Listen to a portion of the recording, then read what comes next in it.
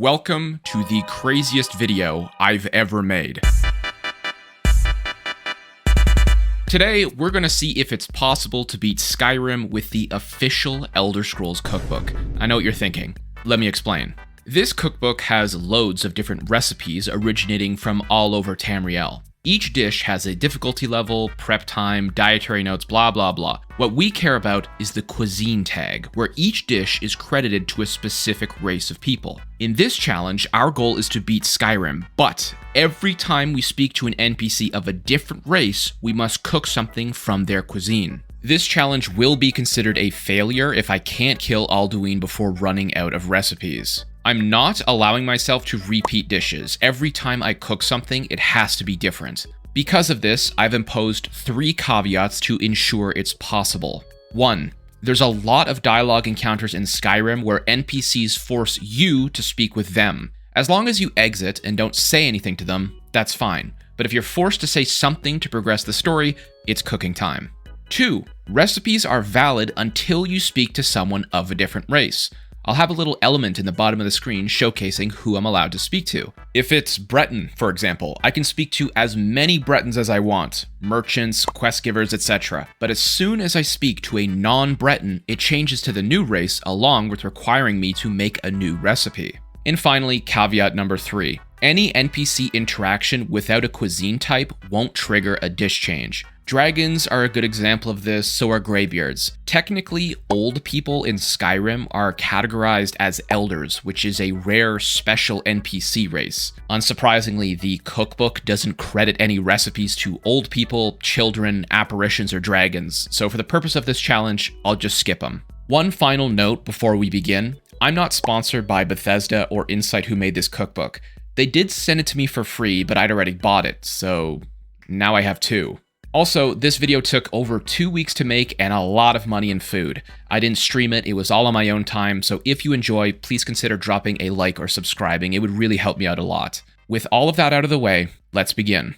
If you've ever played Skyrim before, you know the first half an hour is pure Nord. Basically, from the point of character creation all the way to Whiterun, you're never tasked with speaking to a non-Nord during the main story. Since it's the start of the video, I'm going to begin with the most important meal of the day, the Solitude full breakfast. I'm not a cook. I'm telling you right now, I'm going to mess up and burn a lot of things. I just graduated university, so the extent of my cooking ability barely surpasses cup noodles. I also can't eat eggs and fish. That's like the only 2 things in the world I don't eat, and unfortunately, that's a cornerstone of a lot of recipes in this book. For the Solitude full breakfast specifically, it calls for a tiny piece of raw salmon on the side, so I think it's okay to skip.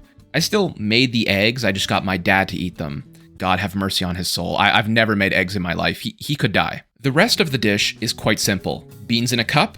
Done. Blueberries and yogurt in a cup? Easy. Fry up some sausage and bacon? No problem. The only thing that required a bit of effort was the roasted veggies. I washed, peeled, and chopped up a few potatoes, seasoned them, and put them in the oven. It called for cherry tomatoes too, so I fried them for a few minutes in the leftover bacon fat to give them a little sear and extra flavor. Okay, I tried to do cherry tomatoes, but they exploded, so I'm just gonna try regular sliced tomatoes in the bacon fat and see if that is better. Slice of homemade bread and a nice chunk of brie, and we were looking pretty good. I'm learning Nords eat a lot of meat and cheese, and meat and cheese is giga expensive in Canada right now. I cooked an entire pack of bacon, sausages, and a few pounds of potatoes. And for the record, no, I didn't eat all of this. I cooked it all, made the correct dish for myself, then let my family have the rest. That didn't stop this recipe from being the most expensive one you'll see today. If you are curious throughout this video, I do have a Google Sheet in the description where I kept track of everything I spent. Let me know if your country is more or less expensive than mine. Now that we've made the Solitude full breakfast, we can speak to as many Nords as we'd like and can continue with the game. We escape Helgen, reach Riverwood, sell some stuff to the Nord, not the Imperial, and make our way to Whiterun. God damn it, Farkas. Upon reaching the city, we're forced to speak to a guard to enter. This is completely fine at the moment, as we're still on Nord. Irileth, on the other hand, is a different story. As I'm sure you can tell, she's a dark elf. You can actually just press tab and ignore her dialogue. She'll continue to chase you down and try to talk with you, but you can run around her and just book it straight up to the Jarl. On to Bleak Falls Barrow. I remember last time my sister was confused as to why there were so many urns in a tomb. If you haven't seen that video, I got my sister to play Skyrim for the first time. I'll put a link on screen for that. I'm not talking to him because you know why? Because he's a fucking dark elf and I'd have to cook another recipe. So I'm just gonna kill him. Look at this. What was that guy doing? Next, we fight the dragon. Again, you can choose to ignore Earleth here and just teleport and meet her at the watchtower. Kill the dragon. Get summoned by the Greybeards. Climb the 7,000 steps. Still, 100% Nord so far. As I said at the start, the Greybeards' in-game race is technically Elder, and there's no recipe for that race, so let's move on. I don't think that's what's supposed to happen. Little bit of a bug, that's alright. Heading back to Riverwood, we encounter some cultists. Again, you can just press tab and ignore them, and they'll just start killing people. Unfortunately, our Nord gravy train has come to an end. The player must interact with Delphine to progress the story here, and she is, in fact, a Breton. So, let's head to the kitchen. Still early in the video, let's go for another breakfast dish. The Bubble and Squeak is far simpler than the Solitude full breakfast, but I honestly don't know what this is. My first guess was quiche, but there's no egg. This recipe really only has 3 ingredients: potatoes, cabbage, and bacon. So, it's probably Irish. First thing I had to do was peel the potatoes. Watching the footage back, it looks like I'm furious. I do not know why I am peeling so forcefully. Once the potatoes were peeled, I sprayed them down with a vegetable wash to make sure I wasn't eating any dirt. I then chopped them into little pieces and boiled until soft. Next step was to rinse. Throw in far too much butter, like an insane amount of butter, sour cream, then mash. Then throw some thick-ass bacon slices onto the stove. It called for 4, but this is Canadian bacon, so I think 3 is fine. Look at that. That's Canadian bacon right there. Fry those bad Larrys until they're nice and crispy, remove them from the pan, and don't drain the bacon grease because we're throwing the cabbage and veggies right in. Chop the bacon with great efficiency. Oh man, I do not know how to dice bacon, bro. Throw it in with the potatoes. Then, once the vegetables are done, chuck those in too. The texture this sheer amount of oil had with the potatoes was unique to me. The texture's like a putty, and I gotta use my hands to make it into a patty. Ugh, gross.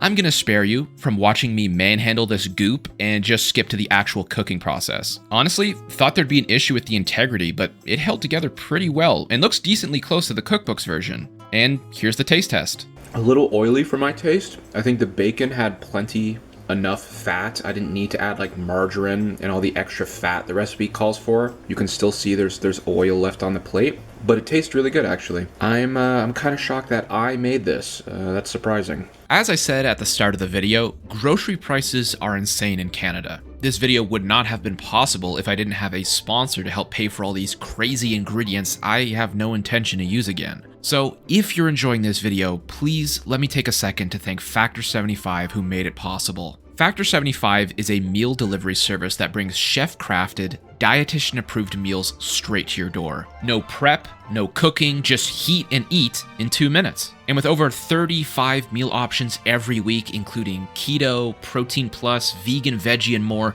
there's something for everyone.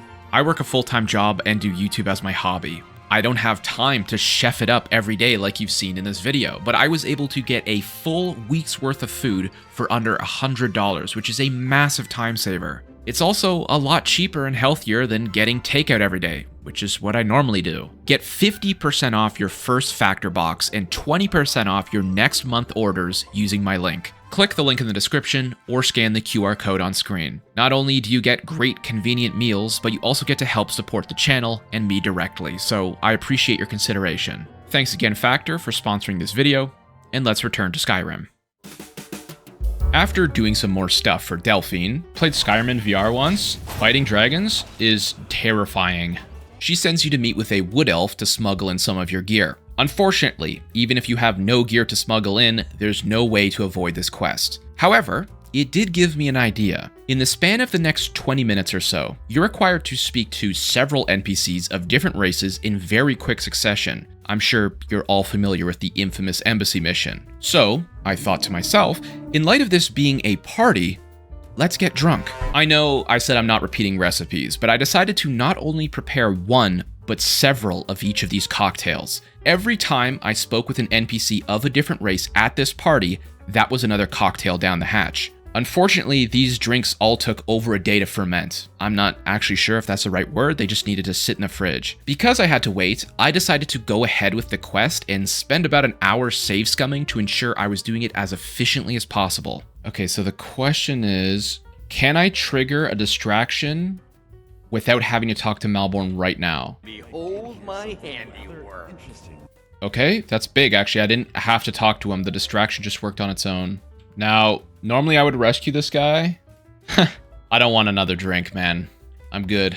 For diplomatic immunity, the most efficient order of conversation I found was Bosmer, Breton, Altmer, Redguard, Breton. The only Redguard drink in the cookbook is a coffee, so I'm going to use that to sober up the next morning, but we are ending on Breton. The Bosmer have an absolutely foul drink called you-know-what whiskey, which involves mixing bacon fat with bourbon.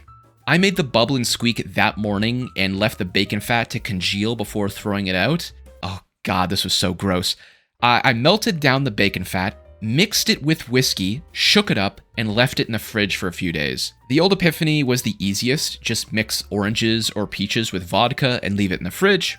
After it sits for a day or two, you mix with orange juice, peach nectar, and some lemon juice, and you're good to go. I don't drink alcohol often, but I imagine this is what a mimosa is, right? For the Bretons, we had the High Rock Rose and Rye, which required a bit of prep work and some absolutely insane ingredients. They're asking for stuff. I don't even know what it is. What is a mint sprig? What is ginseng roots? Dried rosebuds? Like what human being has that in their pantry? But it was well worth the effort. You mix the rose and ginseng concoction with ginger beer, mint alcohol, and some lemon juice, and it makes something pretty killer. This was by far the best cocktail out of the three, and the only one I had to drink multiple of, which luckily worked out in my favor. I'm not super sure how happy YouTube is with alcohol, so I'm not going to show too much. To be safe, I have a more in-depth review of the drinks for my members, along with an extra exclusive cocktail. Huge shout out to all of my members for your support, but the rest of you can watch me chug 5 drinks back to back. This? Don't make it. I started off the next morning with the 10th coffee, of course, representing the Redguards. First thing to do was measure out the actual coffee. Shout out to Spiriton for the free coffee grounds. Then we start adding in the extra additions, and these started out normal. Nutmeg, cinnamon, but then it started asking for salt, and then pepper.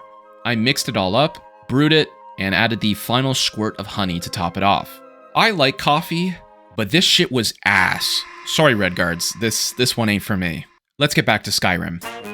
Our next quest is to find Esbern. Now, Esbern is also categorized as an elder in terms of in-game race, so he won't trigger a dish himself. However, this quest has 2 instances where it forces you to speak with Nords, and I'm currently on Breton. 1. The guards at the Riften gates. They won't let you in unless you speak to them. If you try and sneak around to the other gates, they'll also repel you. 2. Brynjolf and his little thief mission that the quest says is mandatory. However, you can actually avoid both of these. You can bypass the guards by going through the docks, then up through the Blackbriar Meadery and pop out in Riften. You can also ignore Brynjolf's quest if you know where Esbern is in the Ratway. Luckily for me, I've played this game about a dozen times, so I just went there myself and bypassed this mission. Had a quick chat with Esbern. As I said, he's considered an elder, and headed back to speak with Delphine in Riverwood. Since we ended with Breton during the cocktail extravaganza, I decided to pick up a mount from the stable master near Markarth, another Breton. Next mission is to find the Wall of Alduin in the Secret Blades hideout, so we do that. We then part ways with Delphine and head to High Hrothgar, which just has me speak to Greybeards and Parthenax, a dragon and elders, both of which don't have recipes. And just FYI, there are a fair amount of interesting cuisines in this book. Vampire, witch, daedric, even werewolf, but I guess it makes sense that there's no dragon dish. That'd just be like an entire uncooked sheep or something. Anyway, after speaking with Parthenax, we head out to Winterhold to pick up the Elder Scroll. And here are where 2 paths diverge. 1, you can do the classic route and do the college questline to eventually be told where to find the scroll. 2, you can bypass it all by going to Septimus Cygnus's outpost early. Now, I put in the time, I did the research, I did both. I have a whole other script written with the college questline, recipes required, etc. I had it all planned out. It's unfortunately not possible. This questline consumes too many Nord and Ultima recipes, leaving you unable to complete the main story without duplicating something. It sucks, but I knew this was a possibility, and although it's several hours of effort, gameplay, and cooking gone, I made sure to have a backup. At the point of realization that the college questline couldn't be done in conjunction with the rest of the main story, I was already a couple recipes deep. If I can't reuse the recipes I made for this questline, I'll make sure to show them off at the end of the video. So, with all that being said, looks like we're going with option 2, directly to Septimus Cygnus. Now, this is another elderly character. I assume an Imperial, maybe Nord, but there's no solid confirmation like all other Elder NPCs. This is the infamous Tower of Mazark mission, solid 2 hours of dungeon delving combat that broke the audio for my game. Oh, I got the no audio bug. With a little puzzle at the end to grab the Elder Scroll.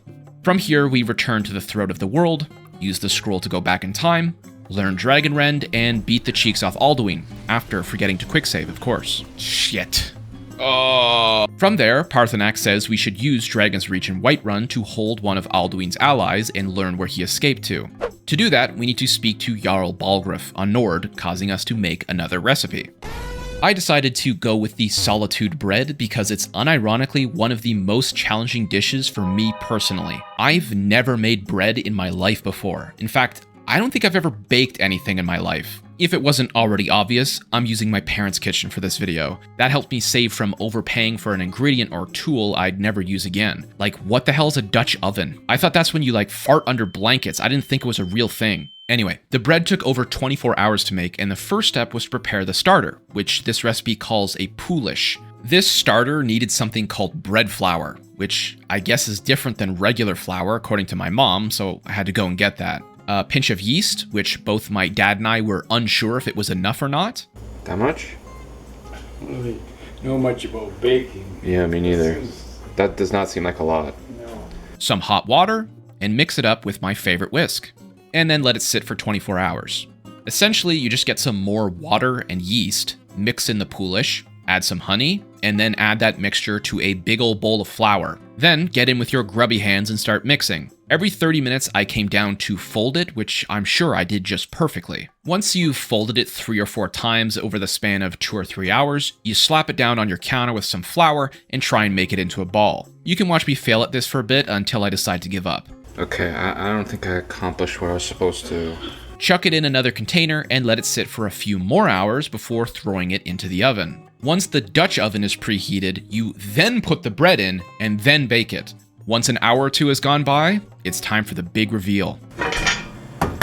Damn, that looks good as hell. I'm kind of surprised that I made that. Look at that. That is a loaf of bread that I made. What the hell? This bread was a massive hit.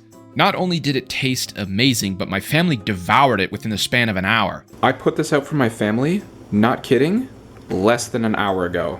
And that's how much is left. I don't know if I've ever had oven fresh bread before, but this was well worth the effort. But now that I've cooked up some bread, we've earned the right to speak to Nords. We're tasked by the Jarl to negotiate a peace between Ulfric and Tullius. Now, I'm still on Nord at the moment, so I take my chance to double dip and speak with Ulfric first. I get him to agree to the Greybeard's peace summons, but know my conversation with an Imperial is right around the corner. I take this time to grab some training, sell some gear, and do anything I can with Nords, as they make up most of the useful NPCs in Skyrim. After I ran my errands, it was time to have my first Imperial conversation of the game. Since I'm on a bit of a baking spree, I decided to try my hand in a dessert. The Colovian War Torte is an Imperial dish that didn't seem super complicated for a cake. At least, that was my first impression. I'm pretty sure it's just a carrot cake, but it also has frosting to make as well, 2 things very far out of my comfort zone. The first step for this cake was to prepare, you guessed it, carrots. I peeled them, washed them, then grated them. The next step was to wash and zest a couple of oranges. I didn't know zesting was so much work, but to be fair, I have no idea if I did it right or not. I have no idea how deep I'm supposed to go through the skin. Kinda surprised by the amount of zest it produced. That's it? So I tried to get as much as I could that was still stuck within the grater. Next thing I needed was orange juice, but we didn't have any on hand, so I decided to juice the oranges I just grated. Then I had to prepare the batter. In one bowl, I combined flour, baking powder, baking soda, and salt, then combined several spices. Ew, my nail looks orange from the orange zest. And add those to the bowl too. I then had to crack 4 eggs. And as you know from the start, I don't eat eggs. Look at that. Perfect. No shell. That one's not as clean, but still no shell. Once these eggs were all flawlessly cracked, it was time to combine everything in a bowl. First went in my carrots, then my orange zest, orange juice, vegetable oil, eggs, a full cup of sugar, brown sugar, mix. Then add the dry ingredients. Stir until well mixed and pour into 2 separate cake pans.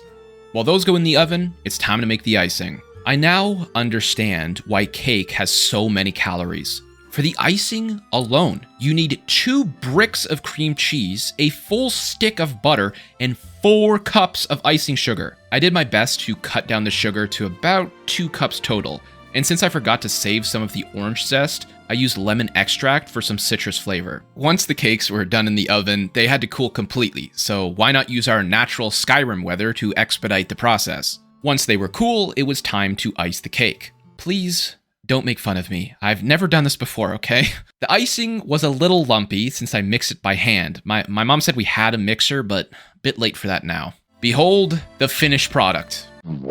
Look, man, I'm not a baker, okay? I know this looks like the Leaning Tower of Snot, but I tried my best, all right? My mom tried to give me some encouraging words. I think it looks really good, and it looks homemade. Yeah. But hey, don't judge a book by its cover. This cake was damn delicious. Probably had something to do with the metric shit ton of oil, sugar, sugar, sugar, sugar, and sugar. My mom made a Sunday brunch and we had my Colovian War Torte for dessert. It may have not looked pretty, but there wasn't much left over. The Colovians know what they're doing when it comes to desserts. Before I head out to the peace treaty in High Hrothgar, I decide to do some side content. I sucked the soul out of a dead fox a couple hundred times to level up Conjuration, almost picked up the most annoying quest in the game, and grinded up from level 12 to 18. Time to broker a peace between the Imperials and the Sons of Skyrim. What I didn't know is during this meeting, you can press tab and ignore all conversation. The interesting bit is that the game auto-selects every possible dialogue option that benefits Ulfric. Every single one. It's not just auto-selecting the first option because some Imperial-sided choices are first. Maybe helping Ulfric is the canon ending. Maybe it's completely random and I just got lucky. I don't know. Regardless, I entered this meeting with Imperial and I still left with Imperial, but it didn't feel fair. This is one of the more important conversations in the game and I was 100% expecting to make something. So I decided to make one for the most important person here. It's not the Nords. It's not the Altmer. It's not the Imperials. It's me, the only reptile in this godforsaken main story. In honor of me, myself, and I decided to whip up a nice bowl of stewed lizard fruit. This was an easy dessert recipe that has you boil and candy some plums and create a nice whipped cream for the top. I followed this recipe exactly to make 4 portions so my family could have some too, but god damn, plums are expensive in the middle of winter. This recipe might be the fastest in the whole video. All it really required was plums, which I washed, sliced, and pitted, and cut into quarters. White sugar, pomegranate juice, brown sugar, and cinnamon. Cook the syrup up to a boil, then add in the plums. Easy peasy. The only roadblock I ran into this recipe was how unripe the plums were. Again, in my area, in winter, sometimes plums aren't even in stock, so at least I got some. They were only supposed to need 10 minutes to soften up, but I had to cook them for around 30. In order to cook the plums faster, I covered the pot, but I think that trapped in too much water and there was a lot of liquid left. There's obviously supposed to be some, I just think I diluted the syrup a little, giving it more the taste and consistency of like a pomegranate cider rather than a syrup. Anyway, here's the taste test. Yeah, that's really good. That kind of tastes like plums in like an apple cider, kind of. That's really good. Like you could have a mug of that, no problem. The Argonians, they know what they're doing when it comes to fruit. Now that we're on Argonian and we're doing a heavy armor build, I decide to chat with From Deepest Fathoms in Riften to get her quest. Completing this mission rewards you with the Ancient Knowledge perk, a juicy 25% armor bonus for all Dwarven gear. Paired with the Markarth Dwarven Armory, you can loot a full gear set, plus a little blacksmithing, and our well-fitted perk, we're sitting pretty at an armor level of 166, completely unenchanted by the way. Now that we're geared up, we head back to Whiterun to speak to Jarl Balgriff to prepare Dragon's Reach, which means another Nord dish, and we're running dangerously low. There are 2 more Nord recipes we haven't done yet. Pheasant Roast and the Salmon Soup, but as I said at the start, I can't eat fish, so I'm not making that unless I have to. I decided to go with the Pheasant Roast, and unfortunately, pheasant is a little exotic for my area. Closest my grocery store had was quail, but that was also out of stock. So I'm just gonna do a chicken. This actually works out. One of the college recipes I bought ingredients for was the Stone Tooth Bashed Chicken, which is an orc dish. I just had to head out to the grocery store, buy the extra vegetables, and start cooking. I peeled the carrots, washed and chopped them, washed and chopped the potatoes, sliced up a bell pepper, and seasoned generously. I find the seasoning a little bland for some of these recipes, so I just kind of throw on stuff I think would taste good. Luckily in this case, I think I did a decent job. I made this for my family dinner one night and everyone seemed to really like it. My dad helped me prepare the chicken, so I don't have too much footage of that, but it was cold. This entire meal turned out amazing. I'm glad we went a little heavier with the seasonings. This might be the most healthy thing I've ever cooked for myself in my life. After devouring that bird and potatoes, our time has come to finish Skyrim. We free Odahviing and ride on his back to Skuldafn, killing a dragon priest and entering Sovngarde. From here, there's a few conversations you need to have to NPCs, but all of them are obviously Nord. We clear the mist, call down Alduin, and beat his ass until he explodes. And just like that, it's over. We've killed Alduin and successfully completed this challenge. This was a really fun challenge, and one I had to get a little bit out of my comfort zone for. But I can't help but feel a little disappointed. Don't get me wrong, this is the biggest, most time-consuming video I've ever made, but there's so little diversity in Skyrim's main story, I didn't really get to experience the cuisines of other cultures. I suppose it makes sense though, it does take place in the home of the Nords, right? It would be even more boring if you did this for Morrowind. All in all, there's a grand total of 4 races of NPCs you must interact with during the main story, and 2 more optional ones. Redguard and Imperial could be eliminated if you played a little more efficiently than I did, but I'm glad I got to experience one dish from each of them at least. The college questline would have been awesome if it worked out with my rules, but as you saw before the Alduin fight, we were already down to our last Nord recipe, so we were cutting it pretty close as it was. As promised, I'll share some of the alternate recipes I did for the college questline in the B-roll right now. I did a Dunmer dish, the Quama hash for the Archmage, 2 Altmer dishes, Old Aldemary Orphan Gruel, and the Sigic Ambrosia. There's bugs in there for sure. What'd you say it was, weevils? And I was lucky enough to repurpose that chicken I bought for the orc recipe. Anyway, looking back, I could have joined the Blades and killed Parthenax for an extra Breton dish. That would still be classified as main story, but me and all my homies hate Delphine, so I couldn't bring myself to do it. Maybe we'll just have to do a part 2 sometime with a different game. I still have yet to beat Oblivion's main story, and I assume that campaign is a little more diverse as it's set in the Imperial City.